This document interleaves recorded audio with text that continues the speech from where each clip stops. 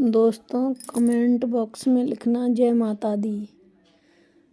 और नवरात्रि का बहुत ही पवित्र पर्व चल रहा है। दोस्तों नवरात्रि का 9 दिन का पर्व चल रहा है। यह बहुत ही महत्वपूर्ण पर्व है।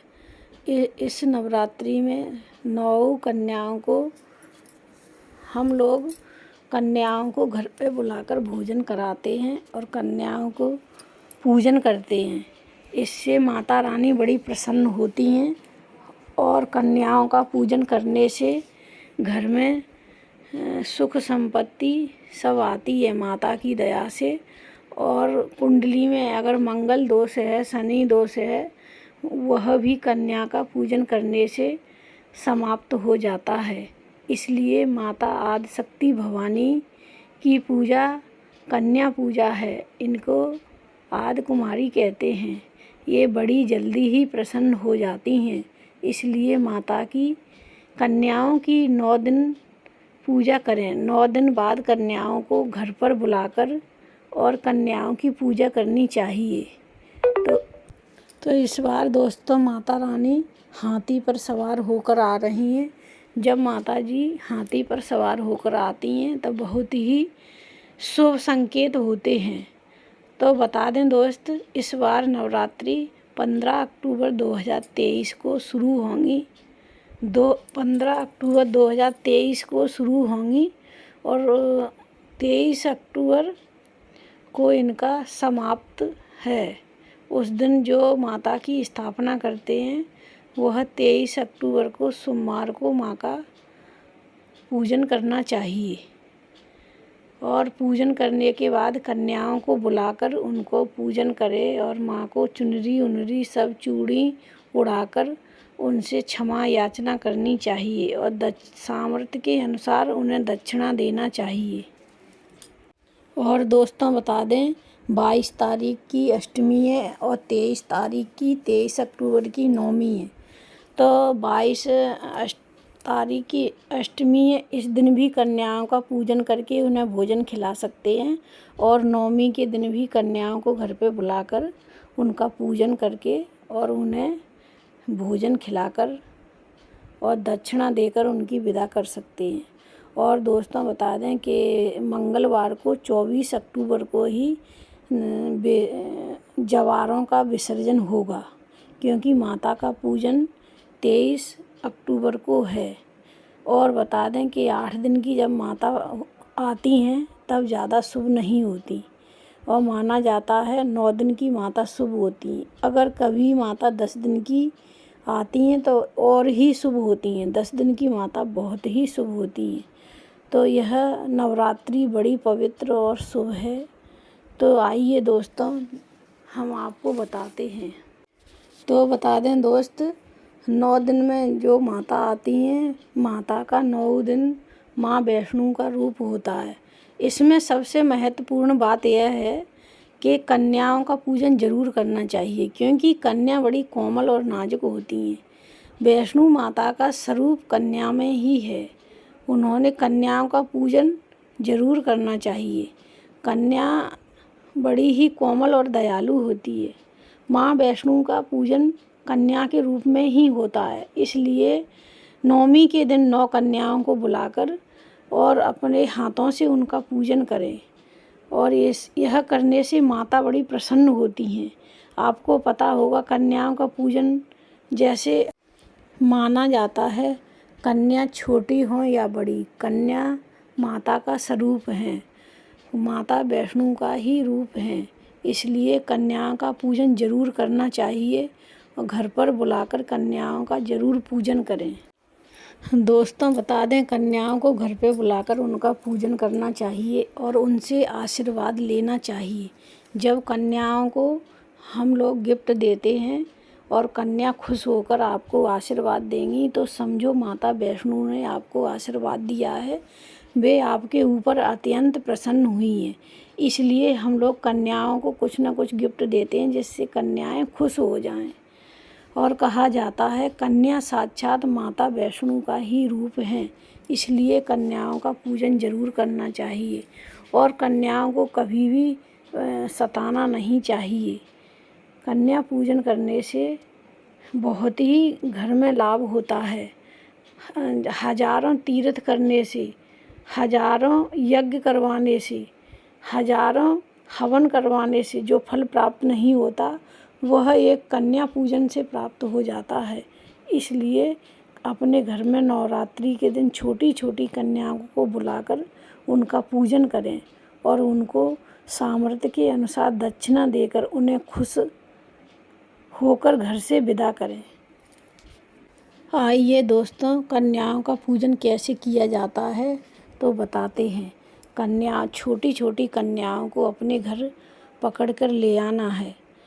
पहले उनका न्योता करना है शाम को, और फिर न्योता करने के बाद सुबह उन कन्याओं को लेकर आना। अगर कन्या दूसरे घर में चली गई हैं तो वहाँ से भी आप उन्हें गोदी में लेकर हाथ पकड़कर अपने घर ले आएं। और जब कन्या तुम्हारे घर आ जाएं तो कन्याओं का पहले चरण धोने चाहिए दूध से, और शुद्ध जल से उनके चरण धोएं। और कोई भी पुरुष कन्याओं का पूजन करता है तो समझो साक्षात वैष्णो माता का पूजन कर रहा है। और उनके चरण धोने के बाद उनके रोली का टीका लगाना चाहिए, अक्षत्र लगाना चाहिए। फिर उनके सर पे लाल चुन्नी उड़ानी चाहिए और उन्हें चूड़ी पहनानी चाहिए। इसके बाद माँ को भोजन कराया जाता है। तो याद रखें दोस्तों, भोजन में कभी भी 3 पूड़ी नहीं रखनी चाहिए। अगर 3 पूड़ी आपने कन्याओं को रखी तो बहुत ही अशुद्ध माना जाता है। कहा जाता है 3 पूड़ी तो मरने वाले आदमी को दी जाती हैं। जेल में कैदी होता है उसको 3 पूड़ी दी जाती हैं, कन्याओं को नहीं। कन्याओं को अगर आप खाना खिला रहे हैं तो उनको थाली में भोजन परोसें, फिर एक एक करके पूड़ी खिलाएं, जिससे आपकी वृद्धि बढ़ जाएगी और वह कन्या भी प्रसन्न हो जाएंगी। ऐसे करके कन्याओं का पूजन करना चाहिए। और भोजन में हलवा, खीर, पूड़ी ही माँ को खिलानी चाहिए। और माँ के भोग में हलवा और चना तो विशेषकर माँ को बड़े प्रिय हैं। और माता के भोग में भूल कर भी प्याज लहसुन नहीं डालने चाहिए। आप इस प्रकार माँ का भंडारा बना सकते हैं बिना प्याज लहसुन का।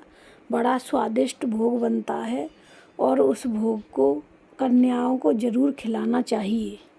और बता दें दोस्त, कोई बाज़ार से जलेबी और दही मंगाकर कन्याओं को खिला देता है, लेकिन ऐसा नहीं करना चाहिए। बाज़ार की चीज़ कोई डिब्बा बंद खाना कन्याओं को नहीं खिलाना चाहिए, क्योंकि माता आपके हाथों से बना ही हलवा पूड़ी पसंद करती हैं, उन्हें बहुत प्रिय है। अगर आप स्वस्थ हैं तो अपनी मैया के लिए अपने हाथों से ही बनाकर उन्हें भोग प्रसाद में खिलाएं। इससे माता बड़ी प्रसन्न होती हैं, अति प्रसन्न होती हैं, आनंदित होती हैं कि देखो इसने कितने भाव से, कितने प्यार से मेरे लिए रात को उठकर मेरे लिए खाना बनाया है। उस खाना को खाकर माता तुम्हें आशीर्वाद देती हैं, और आशीर्वाद देने से तुम्हारा घर फलीभूत हो जाता है और तुम्हारे बच्चों को सद्बुद्धि प्राप्त होती है और आनंद ही आनंद होता है। माँ की कृपा से धन दौलत की कोई कमी नहीं रहती। और दोस्तों बता दें, अगर 9 दिन में बीच में अगर शुक्रवार पड़ जाता है तो कभी भी भूलकर कन्याओं को खटाई नहीं खिलानी चाहिए। अगर आपने खटाई दे दी खाने को, जैसे मांगती हैं ना कन्या खट्टी चीज़ कुछ खाने को दे दिया, तो माँ संतोषी बहुत क्रोधित हो जाती हैं। आपका किया कराया सब भ्रष्ट हो जाएगा, कुछ भी नहीं बचेगा। इसलिए 9 देवियों के साथ माता संतोषी भी रहती हैं। इसलिए भूल कर भी शुक्रवार के दिन कन्याओं को खटाई नहीं देनी चाहिए। और कन्याओं का 9वीं के ही दिन पूजन करना चाहिए, या फिर अष्टमी को भी कोई कर देता है, लेकिन विधान 9वीं का है कि पूरे 9 दिन उपवास रहते हैं, उसके बाद ही कन्याओं का पूजन करें और उनको भोग लगाएं और उनको अपने हाथों से बनाकर खिलाएं। दोस्तों बता दें कि कोई कन्याओं को कुरकुरे का पैकेट दे देता है, कोई चिप्स दे देता है गिफ्ट में, तो वो नहीं देना चाहिए, क्योंकि उसमें प्याज लहसुन पड़ा रहता है। माता उससे क्रोधित हो जाती हैं। आप कन्याओं को कोई और गिफ्ट दे सकते हैं, जैसे चॉकलेट बॉक्स दे सकते हैं। और नहीं कुछ देना है तो आपको नारियल तोड़ के नारियल की गरी और एक एक केला और दक्षिणा साथ में दे देनी चाहिए। और जब कन्या तुम्हारे घर से जाती हैं तो उनके चरण ज़रूर छूने चाहिए। आइए दोस्तों, बताते हैं माता रानी जब तुम्हारे घर पर आती हैं तो क्या संकेत होते हैं। सबसे पहला संकेत यह है कि जब हम जौ बोते हैं जवारे, तो उसमें से हरियाली निकलती है, वह बहुत ही शुभ मानी जाती है। दूसरा संकेत बतावें, जैसे मान ले आपके जवारे नहीं उग रहे हैं या फिर जवारे छोटे रह गए हैं, बढ़ नहीं रहे हैं, तो ये अशुभ संकेत माना जाता है। कहा जाता है इस साल तुम्हारी अच्छी नहीं है, इस साल कुछ खराब ही होने वाला है। ऐसा होने पर आप माँ से क्षमा मांग लें, क्षमा याचना कर लें। माँ से जब क्षमा मांगेंगे तो माँ आपको क्षमा कर देंगी, क्योंकि कोई न कोई गलती हमसे बनी है जिससे हमारे जवारे नहीं हुए हैं। इसलिए माता से क्षमा याचना मांगनी चाहिए। और माँ ही एक ऐसी होती है जो अपने बच्चों को क्षमा कर देती है। किसी भी हाल में, कैसे भी हाल में वह माँ क्षमा कर देती है। वह बेटा किस काम का जो अपनी माँ से माफ़ी नहीं मांगे। जब बेटा माफ़ी मांगता है तो माँ अति प्रसन्न हो जाती हैं। वैष्णो माता की कृपा आपके ऊपर रहती है और आपका घर धन धान फलीभूत हो जाता है। और कहा जाता है, जैसे मान ले रात में 4 बजे आपकी नींद खुल जाती है तो मानो कि आपको माता रानी के संकेत हो रहे हैं। माता की आप पर बहुत ही कृपा है, जिससे माता रानी ने आपको 4 बजे उठाया है। इससे बहुत ही शुभ संकेत मिलते हैं। दोस्तों बता दें, तीसरा संकेत माता का यह है कि माँ के आने से घर में बड़ी खुशियाँ आनंदित होती हैं। और चौथे संकेत में माता के में अगर माँ के हाथ से अनजान में फूल गिर जाए तो बहुत ही शुभ माना जाता है। या बिना हवा के तुम्हारे जवारे हिल जाएं तो समझ लेना आपके घर में माता आ चुकी हैं और बड़ी ही आनंदित हैं आपसे।